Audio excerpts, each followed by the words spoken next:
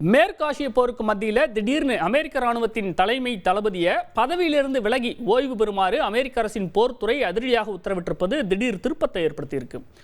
இன்னொரு பக்கம் ஈரானின் ஆதிக்கத்திலிருந்து ஹார்முஸ் நீரிணையை பாதுகாக்க ஐநா பாதுகாப்பு கவுன்சிலில் தீர்மானம் கொண்டு வரப்பட்டிருக்கு.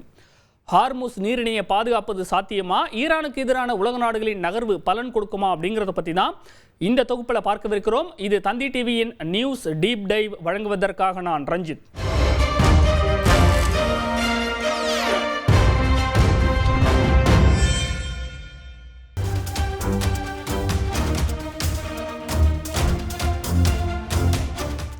அமெரிக்காவும் ஈரானும் அடிச்சுக்கிறதுனால இன்னும் என்னவெல்லாம் நடக்கப் போகுதோன்னு இந்தியா மட்டுமல்ல, உலகின் பல நாடுகளும் மிக பெரும் கவலையில் இருக்காங்க. காரணம், ஏற்கனவே ஹார்முஸ் நீரிணை மூடப்பட்டதால கச்சா எண்ணெய் கப்பல் போக்குவரத்து சுத்தமாக முடங்கி போச்சு. போர் தொடங்கி ஒரு மாதம் கடந்து விட்டது. சர்வதேச சந்தையில் ஒரு மாதத்துக்கு முன்ன கச்சா எண்ணெய் பேரல் $60-70 விற்பனையாச்சு. ஒரே மாசத்துல 50% மேல உயர்ந்து $106 ஜெட் வேகத்தில் ஏறி போச்சு. இந்தியாவை பொறுத்த வரைக்கும் 2 மாதங்களுக்கு தேவையான கச்சா எண்ணெய் இருப்பு வைத்திருக்கிறோம், தட்டுப்பாடு இல்லைன்னு மத்திய அரசு சொல்லுது. இன்னொரு பக்கம் நயாரா, ஷெல் போன்ற தனியார் எண்ணெய் நிறுவனங்கள் பெட்ரோல் டீசல் விலையை உயர்த்திட்டாங்க. எங்க பொதுத்துறை எண்ணெய் நிறுவனங்களும் விலையை ஏற்றிட போறாங்களோ அப்படின்னு மத்திய அரசு முன்னெச்சரிக்கையாக கலால் வரியை கணிசமாக குறைச்சது. அதனால பொதுத்துறை எண்ணெய் நிறுவனங்கள் விலையை கூட்டாம இப்போதைக்கு சமாளிச்சுக்கிட்டு இருக்காங்க. ஆனாலும் நிலைமை கட்டுக்குள்ள இல்லைங்கிறது நாளுக்கு நாள் வரக்கூடிய செய்திகள் நமக்கு உணர்த்துது. இப்போ கூட தொழிற்சாலைகளுக்கான டீசல் விலையும் உயர்ந்து விட்டது. நம் சென்னையில் தொழிற்சாலைகளுக்கான டீசல் 1 லிட்டர் $92 இருந்த நிலையில் $20 உயர்த்தப்பட்டு $113 விற்பனை செய்யப்படுது. சரி, போர் எப்படியாவது கூடிய சீக்கிரம் முடிஞ்சிடும், அப்புறம் நிலைமை கட்டுக்குள்ளே வந்துடும்னு பார்த்தா அது இப்போதைக்கு நடக்கிற மாதிரி தெரியல. ஒரு பக்கம் போரில் நாங்கள் ஜெயிச்சிட்டோம்னு அமெரிக்க அதிபர் ட்ரம்ப் அப்பப்போ பெருமையாக பேசிக்கிறார். ஹார்முஸ் நீரிணையை திறக்க ஒத்துக்கிட்டா ஈரான் மீதான தாக்குதலை நிறுத்துவோம்னு ட்ரம்ப் நிபந்தனை விதிக்கிறார். ஆனால் ஒருபோதும் பின்வாங்கும் பேச்சுக்கே இடமில்ல. போரை நீங்கள் தானே தொடங்குனீங்க, எங்களுக்கு திருப்பி அடிக்கும் பலம் இருக்குன்னு ஈரானும் விடாப்பிடியாக நிற்குது. இப்படி ஈரான் போர் உலகத்தையே தலைகீழாக புரட்டி போட்டிருக்கக்கூடிய நிலையில் அடுத்த 2-3 வாரங்களுக்கு ஈரான் மேலே இதுவரை இல்லாத அளவுக்கு பயங்கரமான தாக்குதலை நடத்த போகிறோம். மின்சார கட்டமைப்புகளை தகர்த்து ஈரான் மேலே குண்டு வீசி கற்காலத்துக்கு தள்ளுவோம் அப்படின்னு ட்ரம்ப் மிரட்டல் விடுத்திருப்பது சர்வதேச அரசியலில் புதிய பதற்றத்தை உண்டாக்கியிருக்கு. ட்ரம்ப் இப்படி அறிவிச்சதும் ஈரான் அதிபர் மசூத் பெசஷ்கியான் அமெரிக்க மக்களுக்கு திடீர்னு கடிதம் ஒன்று எழுதினார். ஆயிரக்கணக்கான ஆண்டுகால பெருமை மிக்க ஈரானோட வரலாற்றில் பல பேர் எங்கள் மேலே படையெடுத்து வந்திருக்கிறாங்க, அவங்க எல்லோரையும் பல ஆண்டு காலம் துணிச்சலுடன் நாங்கள் எதிர்த்து வந்திருக்கிறோம், எங்கள் மேலே போர் தொடுத்தவர்களின் பெயர்கள் தான் வரலாற்றில் கலங்கப்பட்டு போயிருக்குது அப்படின்னு ஆதங்கத்தை வெளிப்படுத்தியிருந்தார்.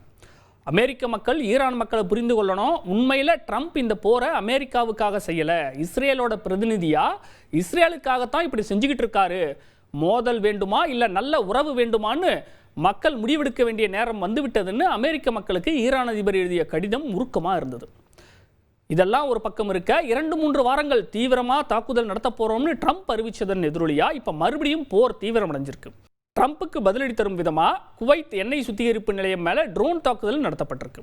தவிர மத்திய ஈரானில் அமெரிக்காவின் F-35 ரக போர் விமானத்தையும் சுட்டு வீழ்த்தியதாக ஈரான் இராணுவம் அறிவிச்சிருக்கு. தவிர மத்திய ஈரானில் அமெரிக்காவின் F-35 ரக போர் விமானத்தையும் சுட்டு வீழ்த்தியதாக ஈரான் இராணுவம் அறிவிச்சிருக்கு.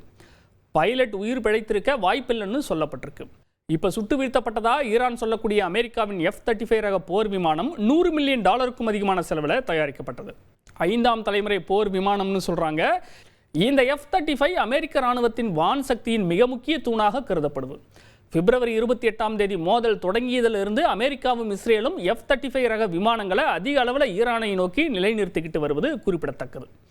இதே போல ட்ரம்பின் மிரட்டலை தொடர்ந்து குவைத்தில் மினா அல் அஹ்மாடி எண்ணெய் சுத்திகரிப்பு ஆலை மேலே ஈரான் ட்ரோன் அட்டாக் நடத்தியிருக்கு. இதை குவைத் பெட்ரோலியம் கார்பரேஷன் உறுதிப்படுத்தியிருக்கு. குவைத்தில் இருக்கக்கூடிய கடல் நீரை குடிநீராக்கும் நிலையம் மீது ஈரான் தாக்குதல் நடத்தியது. மத்திய கிழக்கு நாடுகள் குடிநீரின் சுமார் 90% இது போன்ற நிலையங்களே நம்பியிருக்கக்கூடிய சூழலில் இந்த தாக்குதல் அதிர்ச்சியை ஏற்படுத்தியிருக்கு. ஈரானில் இருக்கக்கூடிய மிகப்பெரிய பாலம் மேலே அமெரிக்கா தாக்குதல் நடத்தியதா அமெரிக்க அதிபர் ட்ரம்ப் தன்னோட ட்ரூத் சமூக வலைதள பக்கத்தில் அறிவிச்சிருக்கிறாரு. இதை ஈரான் வெளியுறவு அமைச்சர் அப்பாஸ் அராக்ஷியும் உறுதிப்படுத்தியிருக்கிறார். ஆனால் இது போன்ற தாக்குதல்கள் ஈரானை ஒருபோதும் சரணடைய செய்யாதுன்னு அவர் ஆவேசமடைஞ்சிருக்கிறார். இப்படியாக ஈரானுடனான இந்த சண்டை ஒரு மாதத்துக்கு மேலே நீடித்து வருவது அமெரிக்க அதிபர் ட்ரம்புக்கு அதிர்ச்சியையும் அதே நேரம் ஆச்சரியத்தையும் கொடுத்திருக்கு. அமெரிக்க இராணுவம் இன்னும் ஆக்ரோஷமாக இறங்கி அடிச்சிருக்கணுங்கிறது அவருடைய எண்ணமாக இருப்பதாக சொல்லப்படுது. கடந்த 20 ஆண்டுகளில் மேற்காசியாவில் நடக்கக்கூடிய மிகப்பெரிய போராக இது இருக்கக்கூடிய நிலையில் ட்ரம்பின் போர்த்துறை தலைவர் பீட் ஹெக்ஸேத் இராணுவத்தின் உயர்மட்ட தளபதியை பதவியிலிருந்து திடீர்னு விலகி உடனடியாக ஓய்வு பெறுங்கன்னு சொல்லிட்டார். இதைத் தொடர்ந்து அமெரிக்க இராணுவ தலைமை தளபதியான ஜெனரல் ராண்டி ஜார்ஜ் தன்னோட பதவியை ராஜினாமா செய்திருக்கிறார். 2023 செப்டம்பரில் ஜோ பைடன் ஆட்சி காலத்தில் ஜெனரல் ஜார்ஜ் அடுத்த அமெரிக்க இராணுவ தளபதியாக பரிந்துரை செய்யப்பட்டார். இவர் இந்த பதவியில் 2027 வரைக்கும் இருந்திருப்பார். ஆனால் இவரை இப்போ நீக்கியதற்கான அதிகாரப்பூர்வமாக எந்த காரணமும் தெரிவிக்கப்படலை. ட்ரம்பின் தொலைநோக்கு பார்வையை செயல்படுத்தக்கூடிய ஒருவரை நியமிக்க போர்த்துறை செயலர் ஹெக்ஸேத் விரும்புகிறார். அதனால தான் இந்த நடவடிக்கைன்னு வெள்ளை மாளிகை வட்டாரங்கள் தெரிவிக்குது. இன்னொரு பக்கம் ஐநா பாதுகாப்பு கவுன்சிலில் ஹார்முஸ் நீரிணையை பாதுகாப்பது தொடர்பாக ஒரு தீர்மானம் கொண்டு வரப்பட்டது. இதை பஹ்ரைன் கொண்டு வந்திருக்கு. அதாவது பல நாடுகள் ஒன்றிணைந்து படைபலத்தை அனுப்பி ஹார்முஸ் ஜலசந்தியை ஈரானிடமிருந்து கைப்பற்றி பாதுகாப்பது இந்த தீர்மானத்தின் நோக்கம். இதன் மீது வாக்கெடுப்பு நடக்க இருந்த நிலையில தான் நிகழ்ச்சி நிரலில் இருந்து அது திடீர்னு நீக்கப்பட்டு விட்டது. காரணம் என்னன்னு தெரியல. ரஷ்யாவும் சீனாவும் இதுக்கு எதிர்ப்பு தெரிவிப்பதா தகவல் வெளியாகி இருக்கு. அதே போல ஈரானும் அப்படிப்பட்ட ஏதேனும் தீர்மானத்தை நீங்கள் கொண்டு வந்தால் அதோட விளைவு மிக கடுமையாக இருக்கும் அப்படின்னு பதிலடி கொடுத்துருக்கு. ஈரான் மீதான அமெரிக்கா மற்றும் இஸ்ரேலின் போர் தொடங்கியதிலிருந்து வளைகுடா பகுதியில் வணிக கப்பல்கள் மேலே 21 தாக்குதல்கள் நடத்தப்பட்டிருக்கு. இதில் 10 மாலுமிகள் உயிரிழந்துள்ளதாகவும் மேலும் பலருக்கு கடுமையான காயங்கள் ஏற்பட்டிருக்கிறதாகவும் சர்வதேச கடல்சார் அமைப்பு தெரிவிச்சிருக்கு. ஈரான் மற்றும் ஓமனுக்கு இடைப்பட்ட குறுகிய ஹார்முஸ் கடல் பகுதியை கடப்பதற்காக சுமார் 2000 கப்பல்கள் நீண்ட நாட்களாக காத்திருக்குது. இதில் 20,000க்கும் அதிகமான மாலுமிகள் இருக்காங்களாம்.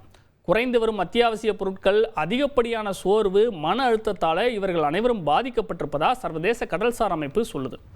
ஹார்முஸ் நீரிணைக்கு எதிரே இருக்கக்கூடிய கடற்கரையின் பெரும்பகுதியை ஈரான் தான் கட்டுப்பாட்டில் வச்சிருக்கு. அதனால தான் எந்த ஒரு நாட்டின் கடற்படையும் தங்கள் நாட்டு போர்க்கப்பல்களை அங்கே அனுப்ப விரும்புறதில்லை. காரணம், தாக்கப்படுவோம் அப்படிங்கிற ஒரு பயம்.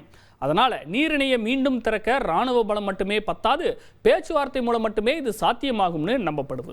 ஈரானுக்கு எதிராக அமெரிக்கா மற்றும் இஸ்ரேல் நடத்தி வரக்கூடிய இந்த போருக்கு ஆதரவு கொடுக்காத நட்பு நாடுகளை அமெரிக்க அதிபர் ட்ரம்ப் மிக கடுமையாக விமர்சனம் செஞ்சிருந்த நிலையில் பிரான்ஸ் அதிபர் இமானுவேல் மேக்ரனும் தென்கொரிய அதிபர் லீ ஜே மியூங்கும் சியோலில் சந்தித்து பேச்சுவார்த்தை நடத்தினாங்க. அதுக்கப்புறம் 2 பேரும் கூட்டு சேர்ந்து கொடுத்த செய்தியாளர் சந்திப்பில் முடக்கப்பட்ட நீர்வழியை மறுபடியும் திறக்க நடவடிக்கை எடுப்போம்னு பேட்டி கொடுத்துருக்குறாங்க.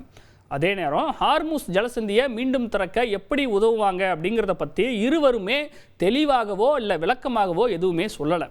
இராணுவ நடவடிக்கை மூலம் நீர்வழியை மீண்டும் திறக்கலாம்ங்கிற பரிந்துரை நடைமுறையில் சாத்தியமாகாதுன்னு பிரான்ஸ் அதிபர் நிராகரித்து விட்டதாக சொல்லப்படுது. அதனால் இராணுவ நடவடிக்கை மூலமாக ஹார்முஸ் நீரிணையை கைப்பற்றுவது சாத்தியமில்லைன்னும் ஈரானோடு சுமூகமான பேச்சுவார்த்தையே ஒரே தீர்வு என்பதும் சர்வதேச அரசியல் திறனாய்வாளர்களின் கருத்தாக இருக்குது.